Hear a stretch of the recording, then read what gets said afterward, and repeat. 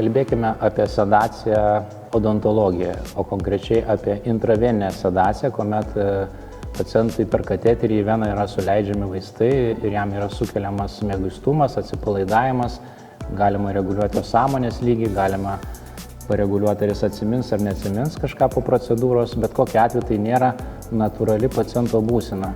Ir kalbant su pačiais anesteziologais, jie žymiai saugiau jaučiasi atlikdami bendrinės nejautras, kuomet pacientui yra atliekama intubacija ir jie užtikrina deguonies patekimą į kvėpavimo takus. Atliekant intraveninės sedacijas gali atsitikti tam tikrų situacijų, tokių kaip pavyzdžiui bronchospazmai, alergijos vaistui, kažkokios tai nežinomos paciento ligos kaip širdies ydos, galbūt skrandžio turinio atpylimai.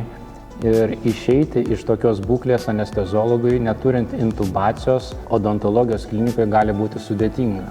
Kitas dalykas, burnos ertmėje mes turime įvairių emalio dulkių, dantų plombų nuolaužų, smulkių detalių, kuriuos nesąmoningas žmogus gali lengvai aspiruoti ar nuryti. Burnos ertmėje paprastai dirbant yra labai svarbu, kad pacientas mums padėtų, nes ten priėjimas yra labai sudėtingas, todėl kai žmogus yra sąmoningas, mes daugelį procedūrų, tokių kaip pavyzdžiui protinių dantų šalinimas, atliekame gal 2-3 kartus greičiau negu sedacijų. Dėl to, norint daryti galbūt eilinę implantaciją arba kažkokį tai protinių dantų šalinimą, reiktų gerai pagalvoti, ar iš tikrųjų yra verta rizikuoti savo sveikata atliekant intraveninę sedaciją.